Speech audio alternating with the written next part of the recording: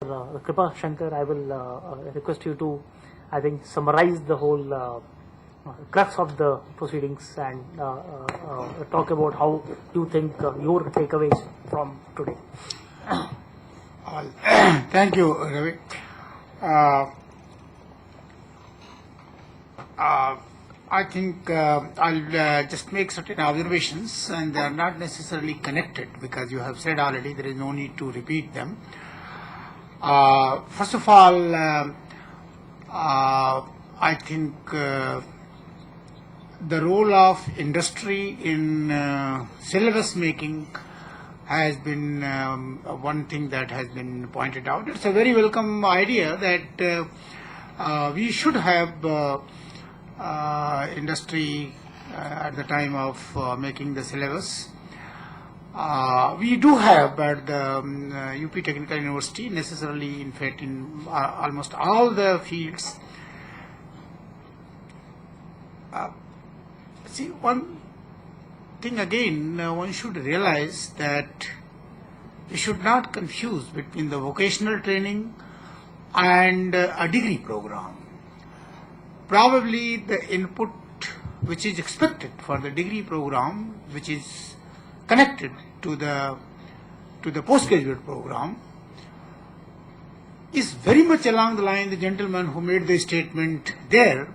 We need to have that kind of industry which thinks five years ahead, and just has that kind of thing. See, the input from such kind of houses for the degree program is definitely something more meaningful than I would say that in Kanpur we had. When I joined there as a student, IIT Kanpur, there were plenty of industries, and taking the immediate requirement of industry, not a bad idea, but let us understand that all the industries are closed, and most of the people who studied at that time still have the active life. Where would they go if you just make the graduates train to 2-3 cotton mills or jute mills or something like that? So one has to understand that education has slightly different kind of thing than the training.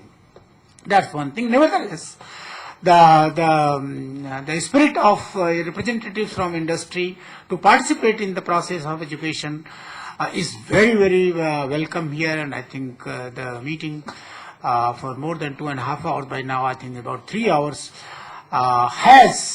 it started with very few asymmetries, and looks like there are many asymmetries here that need to be addressed to. This is one thing that I thought that I'll say about the industry, that industry should have a little bit of research and development temperament. Then their contribution to the degree level program becomes quite real, what you call meaningful. A lot has been said about IITs, NIT, and colleges. I have been a student of IIT. I have taught at IIT as well. I must disclose, I hope the doors are closed, some secret about IITs. First of all, faculty like IIT. The secret of IITs is that these are the students who keep the faculty on the toes. And they are not faculty, I mean, I am one of them, they are not very shameless. So, it's the student-run system. Because one is slightly scared that, I'm not scared, but I do value the students, that I should not get embarrassed in the class, and hence I should prepare accordingly. That is all the thing about IIT, nothing else. Same textbook, same person could have been very well be in one of the NITs or here and there, happens to be in IIT, and that doesn't mean that he is coming from somewhere else.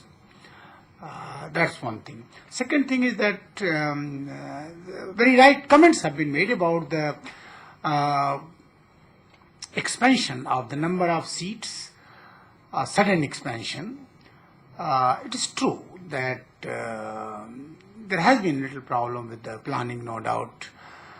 But at the same time, if you are worried about the number of IIMs and IITs and NITs, do you think a country of this size should go on with 5 or 6 IITs forever? They were all made in 60, most of them, all the 5 ones, and 40, 50 years gone, and you think that such a large population and then only 5 IITs and then the exclusiveness should be maintained? Well, I don't subscribe to this idea. The country, the society deserves 100 IITs as a matter of fact. If the number is too large, then make it 50, I don't mind. And if you insist, I'll make it 25 quickly. But definitely too much of exclusiveness is not being very fair with the society. However, it so happened, I understand the feeling is that it was such a rapid thing that it opened up, and hence probably we are not able to cope up. It is, in my opinion, transient phenomena. There is a reason for us to be negative, or rather to be little concerned about the issue. But my feeling, I mean, I'd like to give a feeling of the positivism to all, including myself, that it happens like this. Whenever such kind of transients come, it takes a little while to come to a steady state, and I'm very hopeful that probably we will reach a very respectable steady state in time to come. Now take this little, what you call this thing, explosion of IITs, NITs and institutes. Suppose the same thing happens to the software industry. Will we lament like this? Suppose the software industry booms up and becomes 10 times than what it is today. We will welcome it. But we are not doing the same thing when the number of seats is becoming 5 times or 10 times. Why? There is something fundamental. If you see, faculty is a problem. So it is not the recent phenomena with the faculty that is leading to this kind of disgraceful situation. There is a little bit of history about the teaching profession, and somehow our generation is paying for it, and hopefully things will get corrected. A lot of models have been suggested how the things can be improved and so on and so forth. I think once we take them, it will come to that particular level, but there is a history behind ignoring the teaching profession, or probably not paying so much of respect as much as to the probably other things, and that's it. About the industry, again asymmetry is visible from some of the discussions which are taking place. Industry does not mean only the software industry.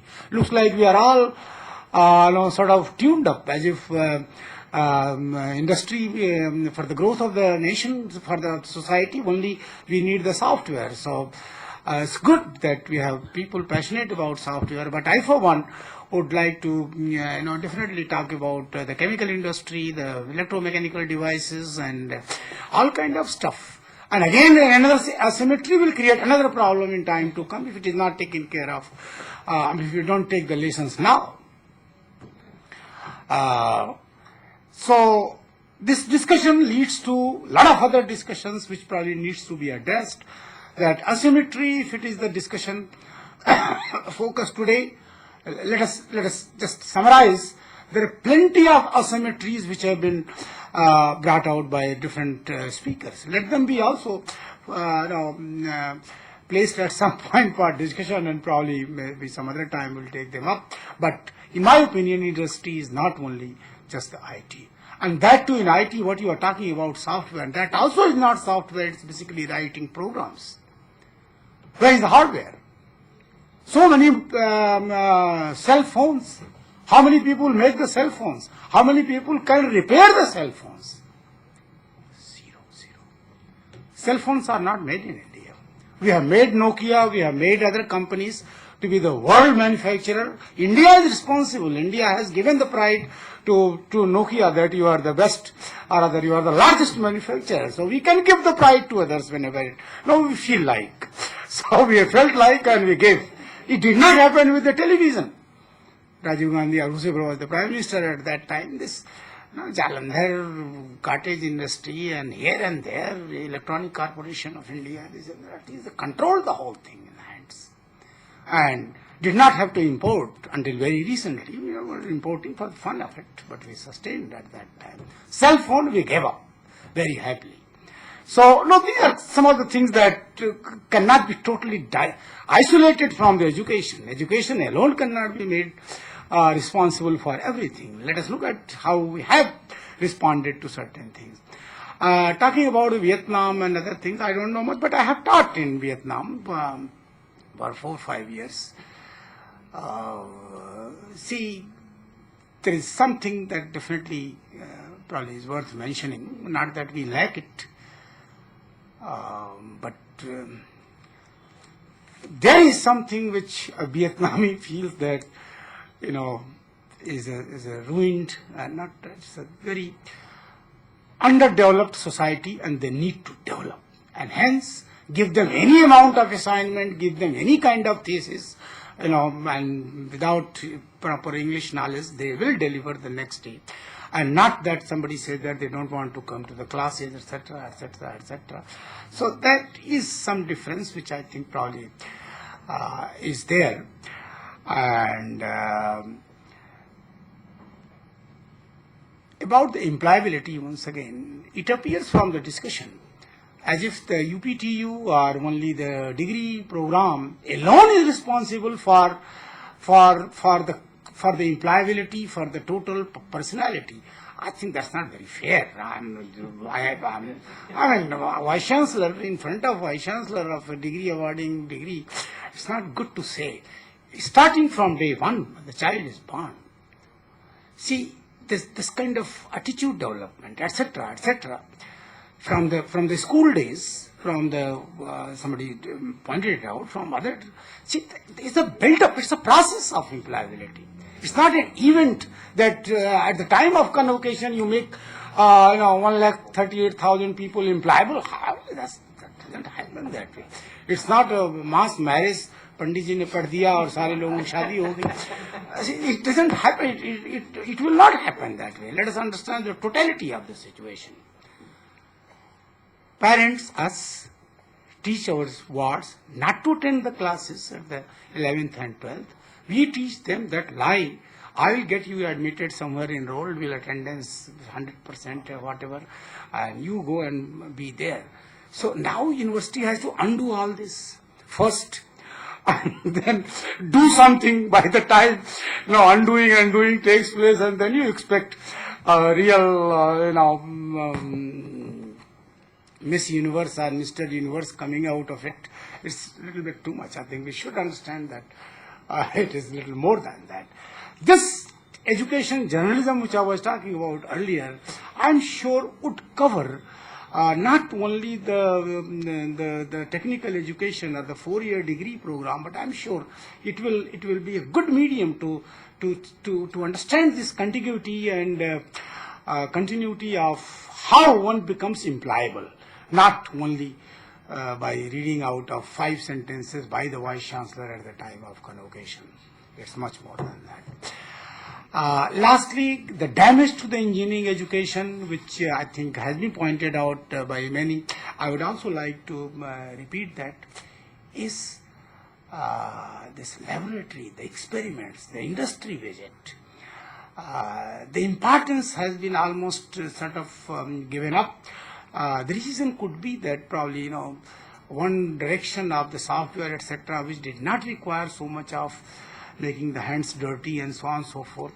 And then the educational entrepreneurs also probably, got carried away by that particular thing that I want to open IT, I want to open CS, because to open mechanical engineering, other things will require a little, more money. And surely one has to accept that particular thing. But in time to come, my feeling is that probably that will settle at its required level. But unlike other disciplines of education, the technical education definitely should accord the due importance to the laboratory work, the experimentation, and those kind of understanding. And the employability will be will be, I'm sure, get influenced by these kind of things. University from its own side, I think we did have certain pledges to start the new decade after Raghav told that 10 years are over. So, because I was new, as a matter of fact, at that time, hardly 10 days in the university as Vice Chancellor, so he told that 10 years are over for the university. So, we did make some plans, and I think the experimental part is one of them that I think would like to emphasize on in time to come. So, hopefully, some of the concerns which are related to that will be taken care of. Lastly, about the website of UPTU and syllabus out of date and no connection and everything under construction. I can tell you that the two ugliest websites that I have seen.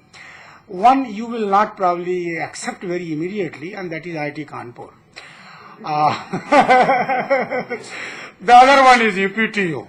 And I do not know, you call me my stars or my hands, wherever I touch, it becomes the ugliest of all. There also, as a deputy director, even otherwise, I tried for, I don't know, definitely I'm supposed to have tried it for 6.5 years. That's probably one of the longest tenure in the whole country as the deputy director of any IIT. And the product that you see, the ugliest of all, is IIT Kanpur website. But rest assured, the UPTU website is under construction right now, and I hope that very soon you will see probably more information, because see, IIT Kanpur can afford to have that kind of website, but not the UPTU. And one has to also understand that UPTU is not IIT, and one has to tune the mind and everything according to the needs of the state of Uttar Pradesh and the situations which are prevailing around it. And so, with the promise that probably it will improve that little thing. Last thing I would like to express as a very important observation, that personal, it's a little bit personal also, that kind of energy